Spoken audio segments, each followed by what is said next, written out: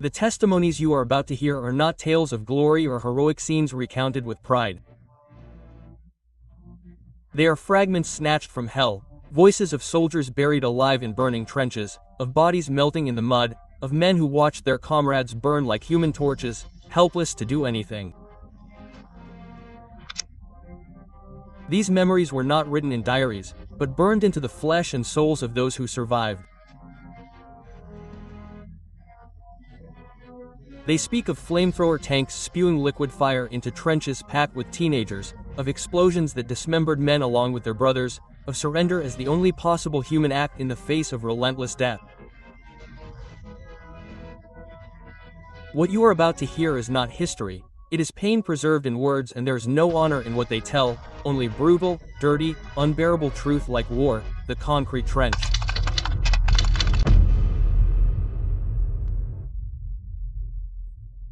In the early hours of June 6, 1944, as darkness still fell over the dunes of the Normandy coast, German soldier Stefan Heineves was already at his post inside a defensive position known as Tobruk, a small pillbox half buried in the ground. He was a young veteran wounded in Sicily, now assigned to the Atlantic Wall because of his permanent limp. Like many members of the 709th Static Infantry Division, he was there not out of weakness but because of his experience.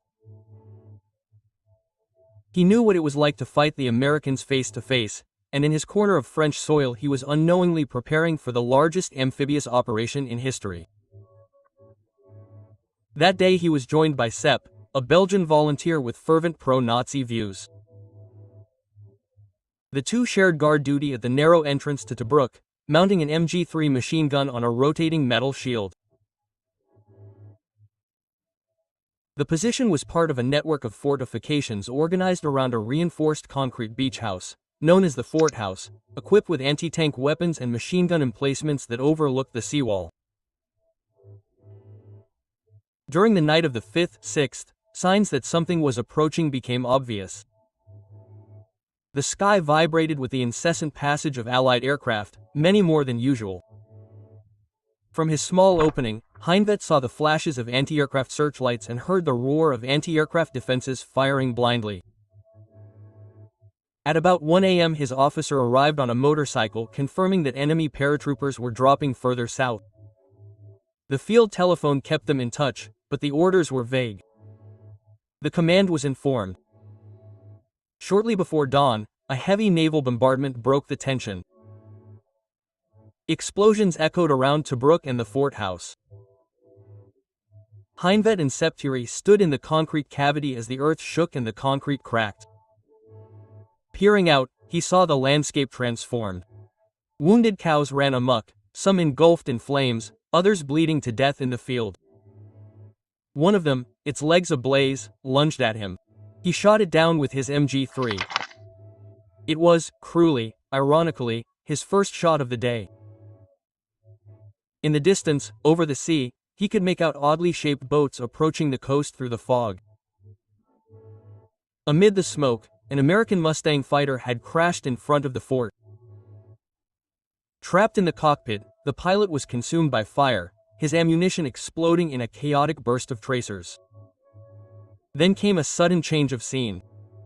Sepp, who had been watching through binoculars, was hit directly in the throat. Heineves saw the bullet exit the back of his comrade's head, followed by another that shattered his chest. He was killed instantly and Stefan opened fire towards the trees from which he believed the shots were coming. A grenade landed nearby, but froze him. A camouflage helmet emerged from the tall grass. An American was trying to flank him. Heineves shot him down. He saw movement from the beach. German soldiers were trying to reach his position, but they were being cut down one by one. A young man had been shot in the head, disfiguring his face. Another in the stomach was writhing and screaming. Among them, an officer, a lieutenant, managed to reach Tobruk with an MP-40 submachine gun. In a firm voice he ordered Heineves to abandon the position. The fortified house had been taken by the Allies and set alight with flamethrowers. It was time to retreat to the second line of bunkers, 2 kilometers inland. Loading his still-warm machine gun and escorted by the lieutenant and a handful of men, Heineves retreated inland, limping and firing to cover the advance. Coming across 3 dead American soldiers, one of them tried to move. The German officer did not hesitate and shot him in the head. Then he did the same to the other 2. A German soldier picked up one of the famous Thompsons, weapons considered valuable but dangerous trophies. Being caught with an enemy weapon could mean immediate execution. They had barely taken a step forward when 2 soldiers disappeared without a trace. The lieutenant accused them of deserting and surrendering. "But they will not take prisoners today," he muttered. According to him, the Americans had burned the garrison of the fort alive. They advanced through low trees, enveloped in the smoke of the fighting and the constant drone of Allied fighter-bombers. The breeze carried with it the stench of burning rubber, fuel and charred flesh. The pain in his leg increased, but Stefan continued. Thousands in France, Russians, Poles, men and women sleeping in train stations or under guard, employed to build roads, transport materials and dig fortifications. One of these prisoners muttered something incomprehensible, perhaps a mockery or a plea. The German lieutenant executed him without hesitation, with a shot to the chest. Heinvet, covered in blood and dust, did not stop to watch. He continued on his way. Wounded, exhausted and with his uniform in tatters, he managed to reach the next fortified German position on foot, where he was treated by a paramedic who diagnosed him with several broken ribs. He and other wounded were sent to the rear in a horse-drawn cart. Alongside them rode almost inhuman men, soldiers with torn hands and eyes, their skin stuck to their burnt uniforms, their faces blackened by fire. Heinvet, who could still walk, felt guilty for being among them, but he knew, with the brutal clarity that only war can bestow, that his fate had been the result of chance rather than courage. He was sent to a convalescent center in the southern part of the operational zone, where he was assigned light duties, dismantling and repairing rifles and machine guns that had arrived damaged from the front. Although the work was not hard, his mind could not rest. During long, sleepless nights he relived the moment when he had seen his comrade torn to pieces by a shell. The roar of the thunderbolts crashing into the bunkers, bodies disintegrating from phosphorus rockets, the column of young SS men transformed into a fiery tomb on wheels. During his convalescence he closely followed developments on the Normandy front. He knew that what had begun as a limited landing had become a permanent bridgehead. The fall of Cherbourg confirmed what many had already feared, that the enemy would not be contained. Some soldiers spoke of encircling the Allies, wearing them down until they were driven out. Most, however, understood that this hope was an illusion. The army they faced on June 6 was a machine with no limits on fuel, ammunition, or air power, an unstoppable storm of steel. In July, having partially recovered, Heinvet was reassigned. He did not fight with a machine gun on the coast. He was assigned to drive an Opel truck, responsible for transporting ammunition and grenades to the front lines. His role was to navigate rear routes, deliver goods, avoid bombings, and above all, survive in a war that was no longer defensive but openly desperate. That same month, while attempting to evacuate a forward area, his logistics column was intercepted by American armored vehicles. The group of men accompanying him had only rifles and a few hand grenades. Faced with the Shermans emerging from the trees, they offered no resistance. They threw up their hands and were captured. Heinvet would recall that upon arriving at the makeshift prison camp near the coast, he understood for the first time the extent of the enemy's power. There, in that camp, with over 2,000 men, there was no distinction between divisions or ranks. There were HIR soldiers, CR Marines, tank crews, Luftwaffe technicians, and even some SS men.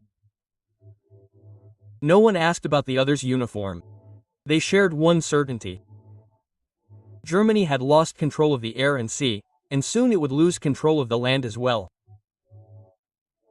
The Americans allowed the prisoners to organize themselves, distributed internal tasks, maintained a minimum of discipline, and over time created a sort of functioning community. There was no mistreatment, but no comfort either.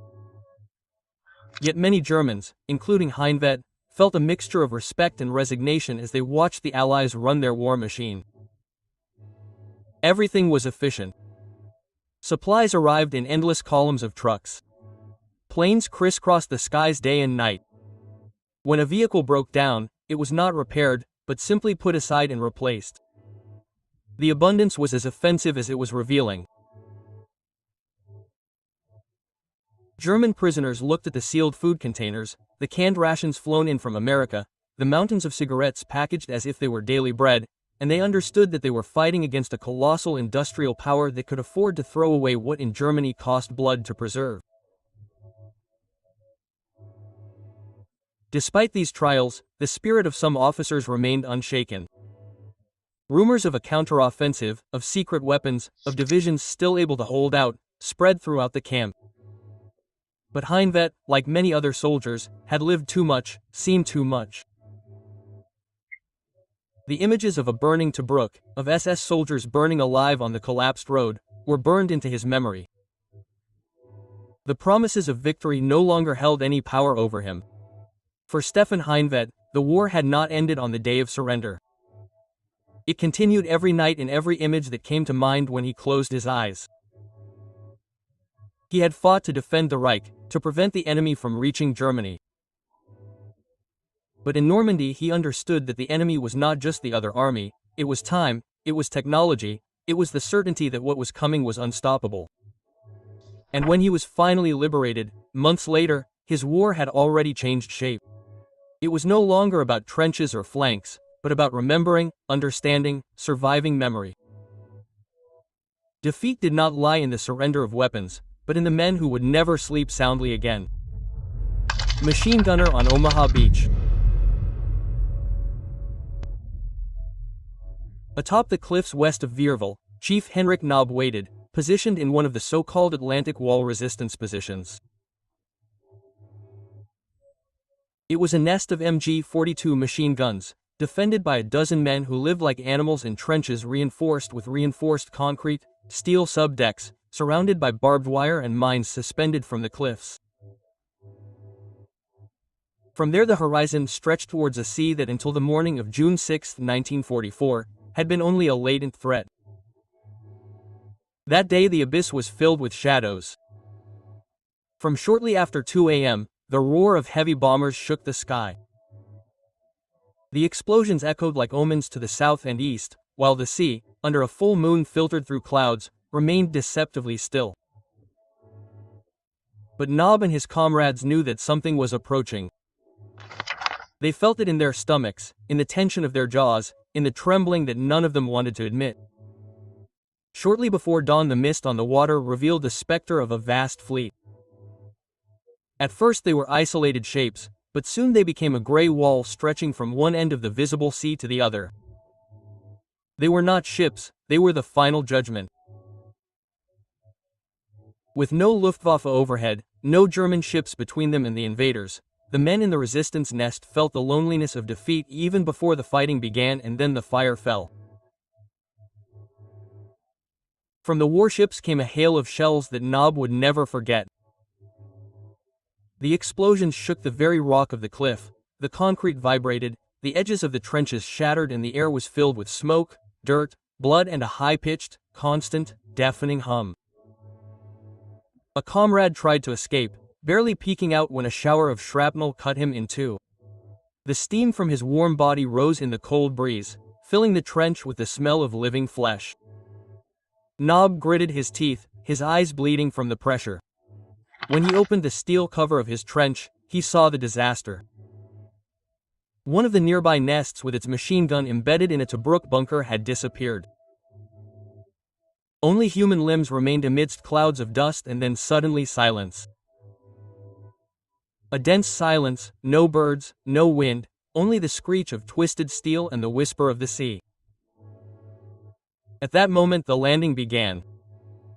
A tide of barges approached slowly, arranged with terrifying precision. The Americans stepped out with deadly calm, descending the ramps in single file, huddling together as if in a training maneuver. Some fell before reaching the water, others managed to advance until the water barely reached them. There, following precise orders, Nob opened fire. The MG-42 roared like a beast. The recoil was brutal, the drum spinning incessantly. The high-velocity bullets struck the water with a sharp sound, as if piercing wet wood. Men fell like puppets with their strings cut. The sea began to turn red, first in isolated patches, then in great clouds of blood and entrails. Some soldiers screamed, others simply disappeared beneath the waves. Legs floated, decapitated torsos thrashed in the tide, arms still clutching their rifles, while the rest of the bodies lay on the bottom. The sound of screams, of water boiling from the impact, of drowning men, mixed with the continuous fire of 88mm rifles and the explosions of naval shells was a hellish symphony. With each new landing, Nob and his comrades were caught in the crossfire. Some even touched the sand, some managed to crawl to the rows of steel hedgehogs where they were hit by snipers or grenades. There were bodies on fire, men writhing with exposed entrails, soldiers dragging faceless militiamen. Nob fired until the barrel of his machine gun was red hot. He changed drum after drum, his hands numb, covered in dust, blood and sweat. His ears were ringing, his face burned. Beside him the loader was shaking, vomiting, crying, but he did not stop. The beach was a shambles, but despite the fire, the mud, the steel, the Americans kept advancing. Like automatons, they stepped off the barges, trampled the bodies of their comrades, crawled through the shell craters and raised their rifles. One by one, the German nests began to fall silent. Heavy Allied artillery leveled the positions, rockets ignited the ammunition reserves and the men began to fall like dominoes. Henrik Nob, covered in blood that was not his own, kept shooting, but deep down he knew that dawn at Vierville would never be forgotten. He aimed, he fired, but he was no longer weeping for them, he was weeping for himself, because he knew he would not be able to leave that beach alive, because he knew that even if he did, nothing in the world could erase what he had just seen. He reloaded, the bayonet hanging from his belt, rusted by the salt that had already permeated everything. He ducked and fired once more straight into the neck of a soldier who was clambering through the bodies as if he were advancing on a carpet of flesh. The shot was accurate, but it didn't matter anymore. Every time one fell, 3 more took his place. This wasn't a battle, it was a human flood. A sergeant ran past him, his face smashed by shrapnel, shouting an order the young man didn't even hear. The drum of the MG-42 had stopped beating. Silence. Corporal Nob lay on his back with his arm shattered. He was bleeding like a broken fountain. His open eyes were still fixed on the sky. He was breathing heavily but didn't speak. The loader had left the machine gun when his insides were emptied by a shot below the navel. Everything smelled of blood, gunpowder and urine. The young man aimed again, fired, his shoulder ached, his face burned and he could taste metal in his mouth. He looked around. Where his comrades had once stood, there were now only dark puddles and unrecognizable shapes. The trench was no longer a position, it was a gaping ditch. A grenade fell nearby, rolling among the corpses. He saw it bounce like a cursed ball. He threw himself to the side just as it exploded. The world went blank for a moment. He felt nothing. He felt nothing. Just a pressure on his chest and a warm heat running down his back. When he opened his eyes, the first thing he saw was his rifle, split in half. Then he realized he could no longer feel his right leg. He tried to move, but something was wrong. A face appeared over the parapet. He was young, he was American. His face was black with soot and mud, his eyes were glassy, his jaw clenched. The young German raised his arm not in self-defense, but out of reflex. But the other man didn't shoot, he just stared at him for a second, 2, maybe 3. Then he lowered his rifle, looked around, and walked away as if he hadn't had time to kill someone who was already dying. He crawled as best he could to a small hole in the earthen wall, not to protect himself, but to stay out of the way. He lay down on his side. The sky was blue, bluer than it had been all winter, blue like the sky back home in Bavaria. He thought of his mother, he thought of the trees, he thought of the bicycle he had left behind, he thought of the letter he had never written. Distant screams, a flamethrower being ignited, the sound of fire devouring steel, then a scream that was inhuman. The beach shook, the world shook, but new Marul, a German doctor, crawled past him with a red cross hanging crookedly around his neck. He looked at his leg and shook his head. He injected him with something that burned. He said something to him, but he couldn't understand. The young man tried to speak, but all that came out was blood. Enemy boots began to pound the edge of the trench. There were many of them. They were heavy. A shadow fell across his face, another figure, another enemy. This time they pointed the cold barrel of a rifle at his forehead, but they did not fire. Someone shouted something in English. The soldier lowered his weapon and continued. There was no point in killing him, it was more useful to leave him there as part of the landscape, as a reminder for those who would come later. The position had fallen. The 88mm guns were silent, the machine guns were silenced, the smoke was thick, black, heavy, and on top of it all the constant roar of Allied engines unloading materials, men, ammunition, death. The young man closed his eyes, a growing pain in his back. His other leg was beginning to hurt, although he did not understand why. He heard a voice, it was not real. It was his mother calling him for dinner. It was the sound of the radio in the house, the neighing of a horse, a river, his sister singing. All at once, all mixed together. A burst of machine gun fire tore through the sky above him, but it didn't hit him. Then something fell on his chest, a blanket, a hand touched his neck, someone was talking to him. It wasn't German, it was vulgar English. They were calling his name, or so he thought. Then he felt himself being lifted up, he screamed, but no one heard him, he lost consciousness. The smell of iodine woke him up. He was on a stretcher surrounded by shadows who were speaking in English. One of them was looking at him strangely, another was taking his picture. They were cutting his uniform. He felt ashamed, then cold, then nausea, then nothing. He came to in a tent with other wounded men. Some were screaming, others were praying. There were Germans, there were Americans, some without weapons, others without faces, all the same under the burning canvas. A prisoner, that was him now, a number, a wound, a photo, another testimony. A searing face looking up at the sky, the eyes of the American soldier who hadn't killed him. Finally, an officer with an interpreter sat down next to him. He asked his name, his age, his unit, and he answered mechanically. Then the interpreter asked him what he was feeling. The young man stared into space. Weeks passed, they transferred him to a hospital ship, from there to a camp in England. They questioned him, ignored him, read his file. They saw that he had no rank, no decorations, just a boy, one more, one less. And one day they let him walk with a crutch, dragging what was left of his leg. They gave him hot food, clean clothes, and a room with a window that looked out to sea, but he couldn't look at the water. He couldn't see the sea without seeing blood, without hearing the hiss of shells, without thinking about the sound of flesh bursting. Defending Gold Beach.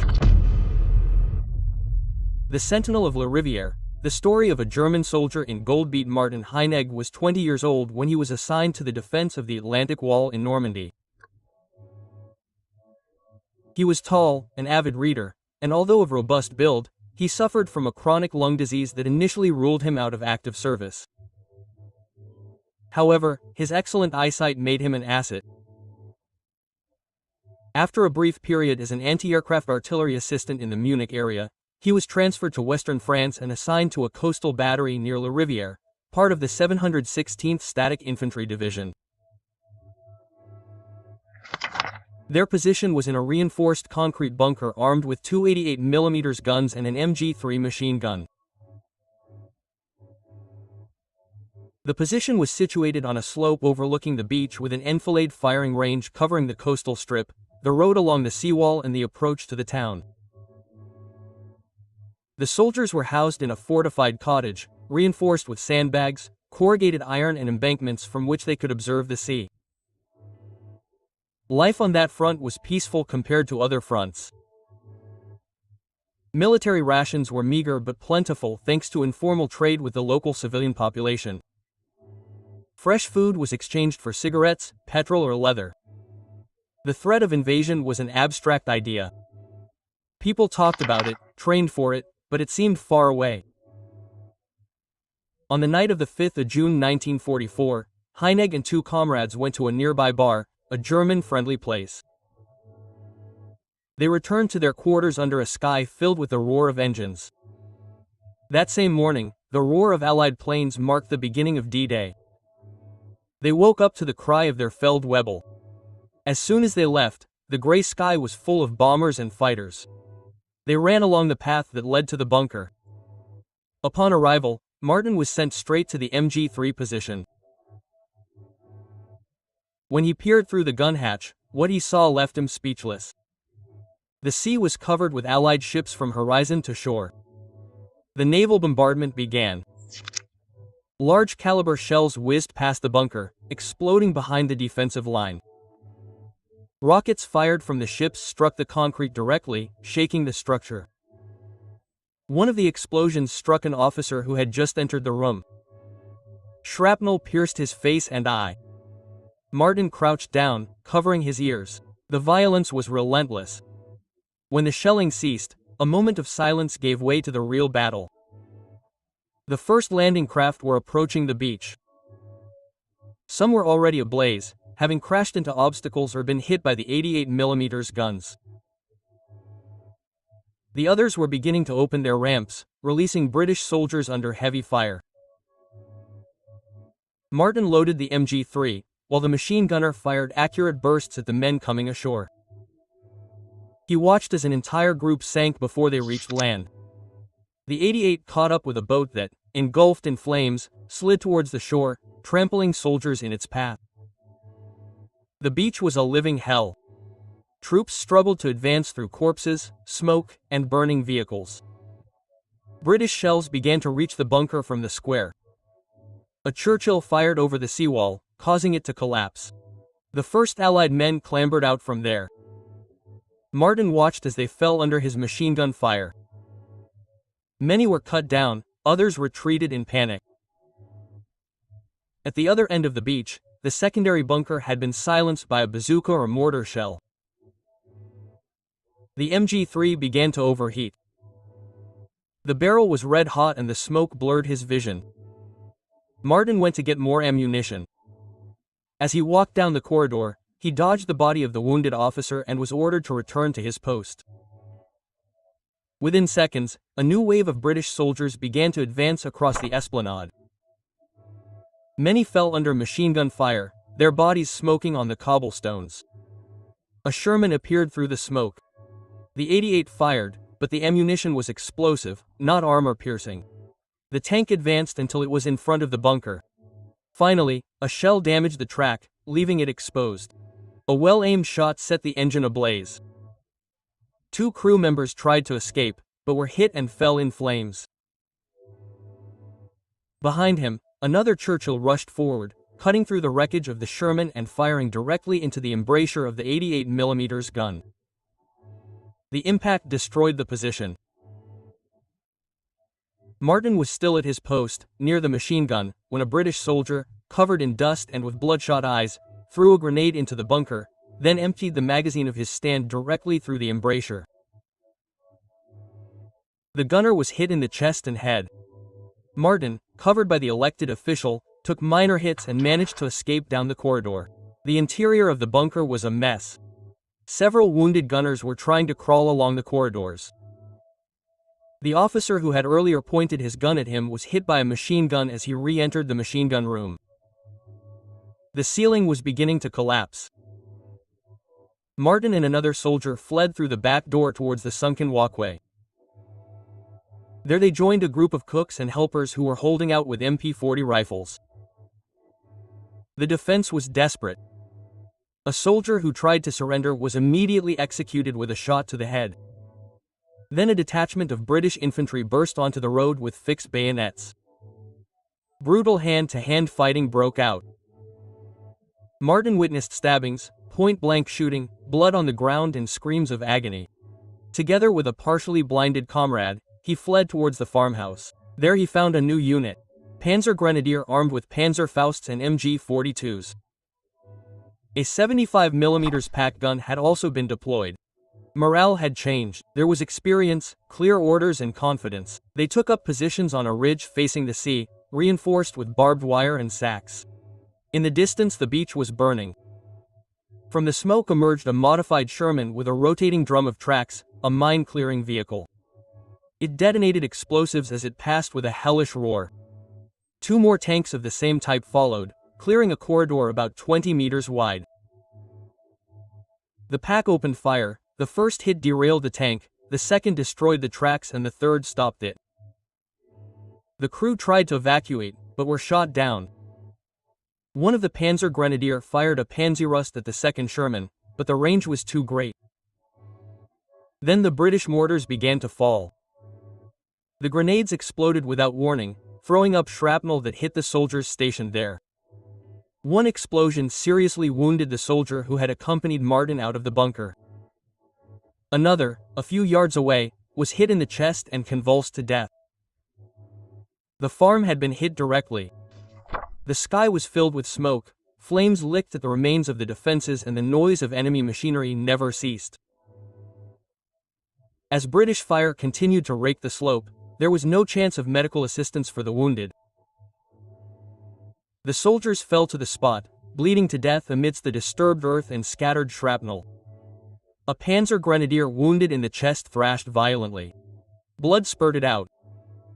Another, struck in the skull by shrapnel, lay with his head split open, brain tissue exposed. Martin Heinegg, covered in the blood of others, watched the scene, unable to look away.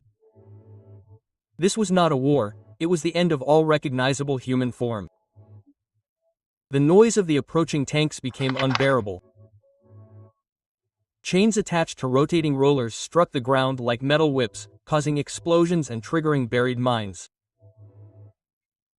One of these chains, after being released by the impact of an explosive, fell on 2 German soldiers crouching on the edge of the trench, rendering them immediately unconscious. The German response was desperate. One soldier fired a Panzerfaust at the drum of a Sherman's tracks, but the shell ricocheted harmlessly. Was at the far end of the front, where the angled firing position allowed other gunners to reach the side of the tank. One of those shots hit the landing gear, stopping the tank. Smoke began to pour from the engine air intakes and a second shot pierced the turret from below. However, the Sherman's gun remained active, strafing the German position with frontal fire, raking the line with bursts that raised dust with each impact. The moment of hope was gone when the 2 remaining Shermans resumed their advance, ignoring the burning armored vehicle that was smoldering amidst the explosions of fuel. One crewman managed to escape the burning vehicle, but was immediately cut down by a German MG-42. Martin felt again the same pang that had stabbed him in the bunker, a dark sense of foreboding, as if each shot sealed his fate. Only a dozen capable defenders remained on the line. The last resource arrived, a 75mm pack gun, towed by a half-track. The Hanomag, whose armor offered minimal protection, acted with unusual speed and precision. They managed to hit the drum of the second Sherman, which broke loose and hurtled down the hill like a deadly tire, sending shrapnel pelting both German and British positions. The Sherman, however, was still operational, turned its turret toward the pack and opened fire. The first shell narrowly missed him, but the second impact was devastating. It hit the gunner squarely. The explosion disintegrated both gun and men. Arms, legs, canteens and canteens flew through the air like shattered toys. Martin, dazed, felt as if the air had been sucked dry by the fire. The farmhouse was burning. The Sherman rained down a hail of high-explosive shells on the house and the hill line. Some soldiers spoke of surrender, but the memory of the man lying with his arms raised in the bunker was still fresh. There was no guarantee of mercy. Shots rang out from the sunken path leading to the bunker. A short time later, a small group of screaming British soldiers emerged, armed with bayonets and Thompson submachine guns. They were about 20 yards away, their bloodshot eyes frantic. The MG-42 swung around and fired a deadly burst. 3 British soldiers were torn to pieces, literally torn to pieces by the caliber and close range.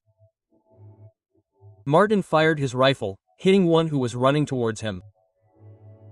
Another bullet ricocheted off his helmet, knocking him to the ground.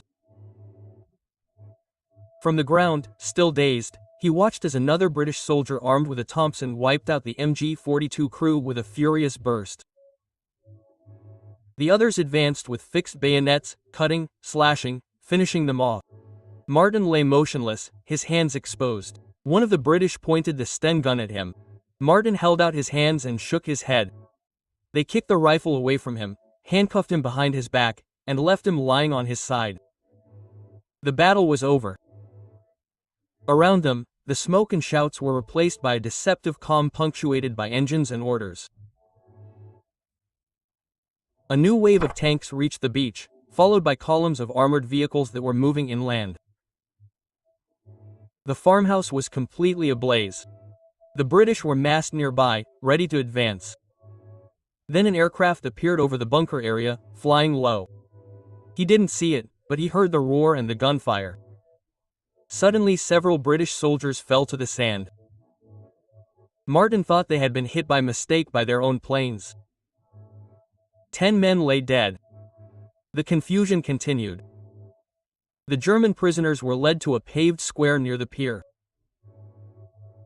There Martins joined the other prisoners, took off his helmet, and for the first time in hours he breathed. He didn't feel humiliated, he had held out to the end. The British, who had been relentless during the fighting, now offered water, removed the handcuffs, and called in German volunteers to tend to the wounded. Some of the British medics spoke German.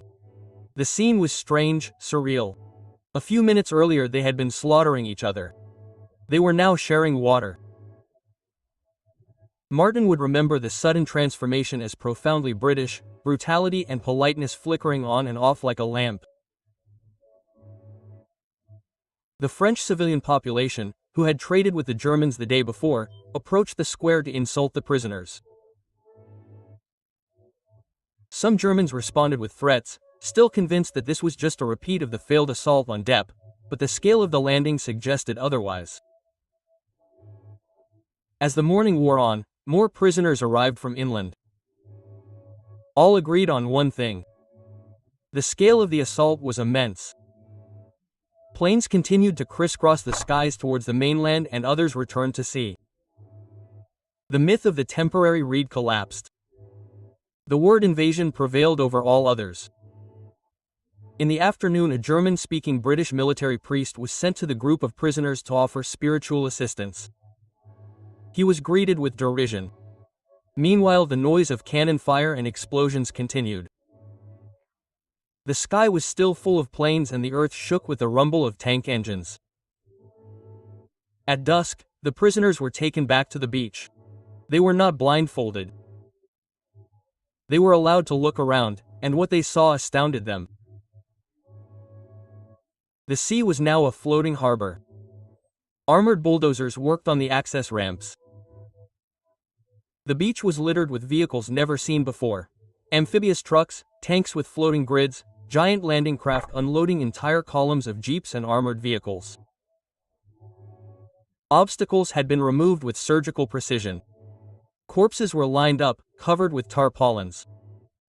Many Germans crossed themselves as they passed. When Martin Heinegg was escorted by the British along the beach, he was not only impressed by the display of equipment or the devastation caused by hours of fighting. What astonished him most was what was not there.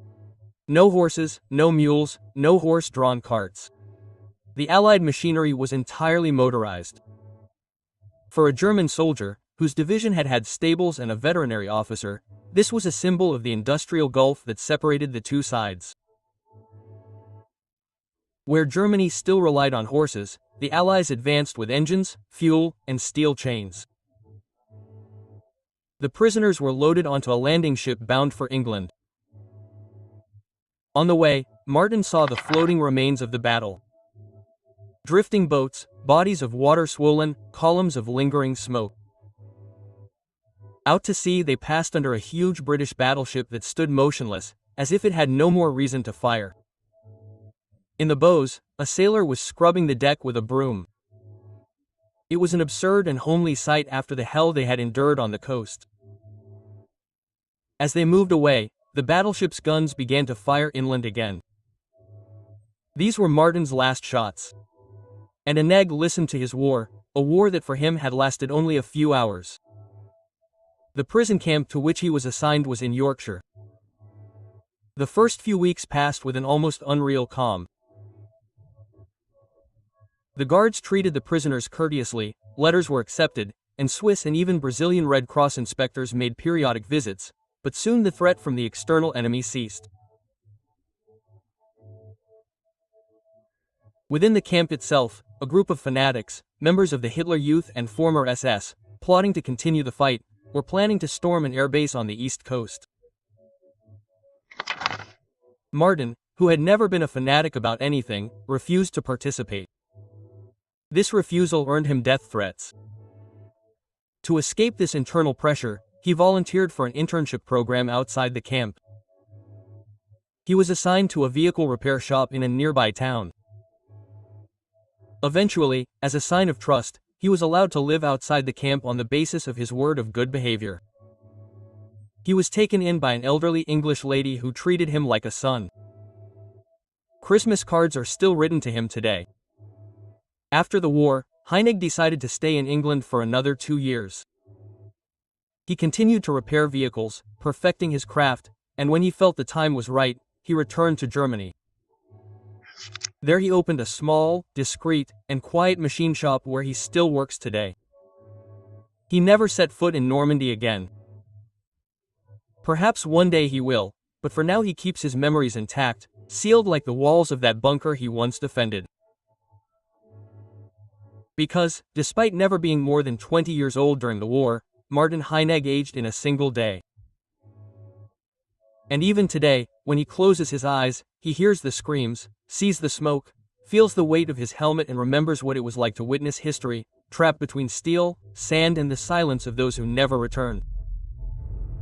The operator of the Goliath robot.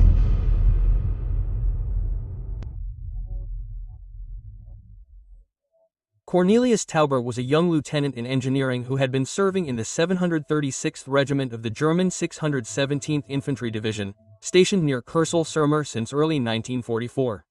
He had come to Normandy from the Russian front, not as a combatant, but as part of the engineering team tasked with building and improving fortifications.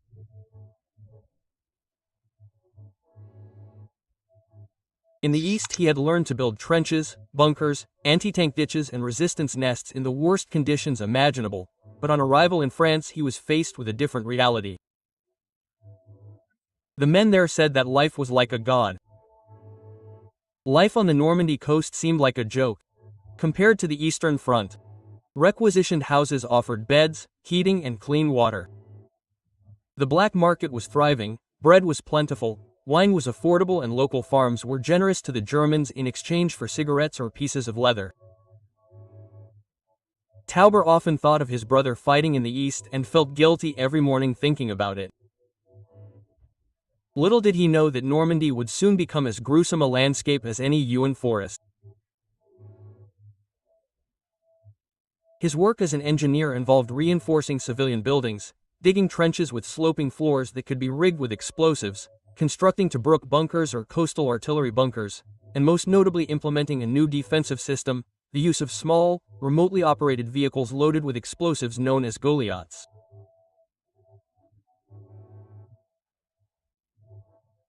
These tracked devices, about the size of a large wheelbarrow, carried a payload similar to that of a Stuka bomb and could be guided by cables to their target where they were detonated remotely.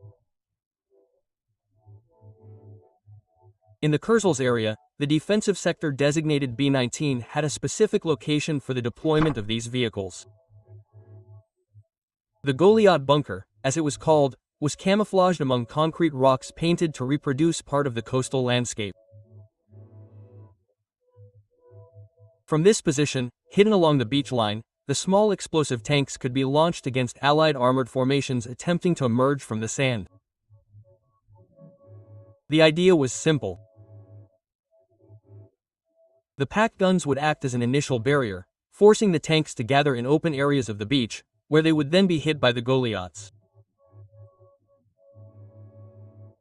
On June 6, Tauber returned to his barracks shortly after midnight after a survey of the northern sector. The sky was alive with the roar of engines. Unlike conventional bombing, the noise was lighter, steady, and low. A light drizzle clouded the air. From the courtyard, he and other officers watched the silhouettes of aircraft crisscrossing beneath the clouds. Among them were gunners, infantrymen, and engineers. They shared a bottle of cognac, aware that this might be their last night of peace. The first news came by messenger: attacks in the southwest, gliders landing. The scope of the operation was still unconfirmed, so everyone left for their units. Tauber gathered 10 men from his squad. 5 were sent to defensive positions between the houses. With the other 5 he marched to the Goliath bunker on the beach. The entrance to the bunker was protected by a concrete-lined tunnel camouflaged with rocks and vegetation. The main structure was a circular room with a shrouded ceiling.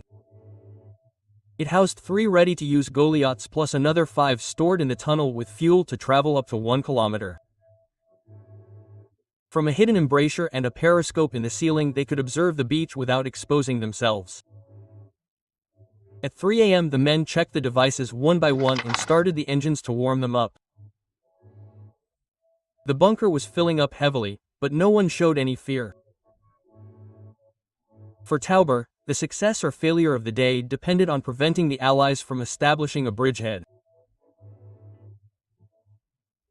He knew that if tanks and troops could organize themselves on the sand without an effective Luftwaffe and Allied air superiority, it would be impossible to repel them. From that sealed concrete capsule facing the sea, without radio or telephone, they could only wait. The outside world was a distant murmur. Voices of paratroopers from Paris, of landings on other coasts. No information came through. The only certainty was that they, from this blind spot in the sand, would be among the first to see the enemy approach. From the narrow gap in the bunker, the lieutenant could barely make out the blurred shapes of the anti-tank obstacles sunk into the sand, still shrouded in salt spray. Around him, the air was thickened by the exhaust fumes of the Goliaths as they fired into the darkness of the shelter. Old men with expressionless faces and beardless, shivering men shared the space like shipwrecked sailors before a storm. They didn't talk much. Some tried to joke, but the words died on their lips before they could even smile. When the first light of dawn touched the beach, the roar began. At first it was a dull rumble, like an oncoming train, then all hell. Explosions from Allied naval artillery ripped through the shore with such force that the bunker's structure shook like cardboard. Smoke, sand and dust covered everything as shock waves entered through cracks in the structure and battered the bodies of the crouching men. One screamed, another tried to escape and was beaten to death by a Gefurier. The lieutenant shouted orders, thinking he had never heard a bombardment of that magnitude, not even in Italy. It was as if the ships had brought about the end of the world. Then the planes arrived. Fighters with the silhouette of the Hurricane flew low over the position, firing at the flanks, at obstacles, at the machine gun emplacements. When the bombs ceased for a moment, the whine of rockets fired from the boats could be heard, drawing lines of fire across the wet sand. Through the smoke, the tanks appeared, amphibious Shermans, surrounded by canvas sheets inflated like rafts. They were swimming. The lieutenant, an engineer by training, could not believe it. How could these hulls possibly move on their own in the water? And yet here they were, advancing. The Goliaths were their trump card. One was launched through the bunker's narrow armored exit, its absurd little engine humming like a toy in the midst of a cataclysm. But an explosion severed the control cable and the plane was stranded. Another was shot and lost in a shell crater before reaching its target. The explosion was fiery, yes, but insufficient. The Shermans followed. One burned. But the others opened fire, moved up the beach, riddled the resistance positions, and then, without warning, the Canadians arrived. The lieutenant did not see them coming. There were about 20 of them in British uniform, armed with rifles and Thompson submachine guns. They passed a few meters from the bunker without seeing him. One of his men fired. A Canadian fell and the others turned, took aim and shouted. One of them held a flamethrower. There was no time to react. The weapon's fiery tongue engulfed the entrance to the bunker, flooding it with liquid fire. 2 German soldiers were hit instantly. They burst into flames like human torches, emitting extravagant screams, clashing with the others and sowing chaos. Another Goliath stored in a warehouse was hit by the fire but did not explode. The lieutenant, his face spattered with burning fuel, ran towards the tunnel leading to the upper position. Behind him, flames and smoke pursued the survivors. When he reached the top, he collided head-on with an armed Canadian. The blow of the rifle butt blinded him for a few seconds. Almost instinctively he fired his pistol. Twice the enemy fell. From there the beach looked like a frenzied anthill. Everything was burning, everything was collapsing. Hand-to-hand combat had begun, explosions, bursts of machine gun fire, shouts in German and English. At one point he fell into a trench and landed on 2 intertwined corpses, a German and a Canadian who had killed each other, so young they looked like brothers. He crawled away with a bloody face until he joined 3 German soldiers. With them he advanced towards the next defensive point, dodging mortars, mines and bullets. One was killed by a mine, another was hit by friendly fire. Only 2 remained, the lieutenant and a young grenadier from the east, with dirty faces, chapped lips and hands so shaking that he could not hold the magazine of his Kar 98 steady. He didn't speak German, barely understood the basic orders, but he followed him not because he recognized him as an officer, but because he was the only one who moved without hesitation. The screams, the torn bodies, the cloud of smoke rising from the burning bunker were gone. The first point of resistance had been lost. The Goliath had not exploded. The crocodile had done its job. They advanced through a broken trench, across a field that looked like an open wound. Torn earth, twisted barbed wire, pieces of men scattered like slaughterhouse waste. They passed a smoking crater where the ammunition from a shattered machine gun still smoldered. The lieutenant was breathing heavily, his face partially burned, the skin peeling off his left cheekbone like wet parchment. He clutched his .40 machine gun to his chest like a castaway clinging to a piece of wood. A group of 5 men saw them coming and signaled from a trench reinforced with earth bags. Inside, there was barely enough space to move. The air smelled of gunpowder, sweat, and concentrated fear. A Feldwebel was in charge of passing ammunition from a makeshift depot. Cartridges, baton grenades, a couple of pre-armed Panzerrusts. 2 MG-42 machine guns were pointed at the slope leading up from the beach, protected by wet blankets to prevent them from overheating and rendering them inoperable. A boy from Saarland, no more than 17 years old, had a bandaged head, a bloody shirt, and glassy eyes. He was muttering something about his mother. No one paid him any attention. Another was crying, but silently. There was no time to console him. The lieutenant peered through a gap in the bags. From there he could see the road leading up from the beach, already littered with craters and debris from burned-out vehicles. In the distance, smoke mingled with the gray sky. Allied planes buzzed overhead. Many of them, too many. Planes with black and white striped wings, gliders, heavy bombers. Some seemed to cast huge shadows over the apple orchards that had once sheltered the farmers. Now those trees were splintered, bare, with broken hulls and mutilated bodies. A pioneer soldier cursed. He had heard the roar, so had the lieutenant, low, hoarse, guttural, the sound of Churchill's crocodile advancing again. The treads of the metal monster crushed the road and crunched the bones left behind. At that moment a dangling telephone wire caught fire like a wick. Then a brief flash of flame illuminated the ditch. The monster was there. The first burst of liquid fire fell on the forward bags. It did not hit them directly, but it was enough to penetrate the heat to the heart. The first scream was from a machine gunner. He wasn't screaming because he was on fire, he was screaming because he saw the soldier on his right burning, soaked in fuel and writhing on the ground as if trying to free himself from his skin. Another tried to help him, but a second tongue of flame came through the crack in the parapet and engulfed him. The lieutenant crawled backward. The grenadier from the east was not so lucky. He tripped, fell on the first of the wounded and both caught fire at the same time. They shouted together, one in German, the other in an unknown language, both with burning eyes. No one could help them. The trench became an open pit. Ammunition exploded, the mud boiled and the men shouted orders that no one listened to anymore. An officer tried to climb the side escape ladder, but a burst of machine gun fire cut him in half. His intestines hung from a wooden pole like obscene garlands. Then the lieutenant jumped, he didn't know how, he didn't think about it, he went through a wall of smoke, dodged a broken barbed wire fence and fell down an embankment to a path below. His face was on fire, he couldn't see at all. He stumbled over a body, it was a comrade from the battalion, his jaw was missing. He kept moving forward on all fours until he found two more soldiers running away, unarmed, without a hat, covered in dirt and dried blood. They didn't say anything to him, they ran alongside him. They crossed a burning wheat field strewn with piles of charred wood. When they reached a clearing they were greeted by a burst of fire.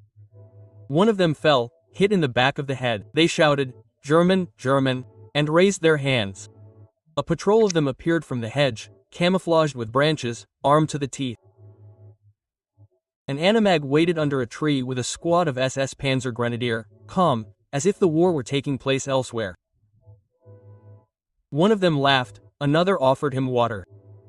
The lieutenant could barely hold his canteen. A non-commissioned officer with a radio slung over his shoulder asked him for a report. He barely spoke, saying only 3 words, "Crocodiles, all dead."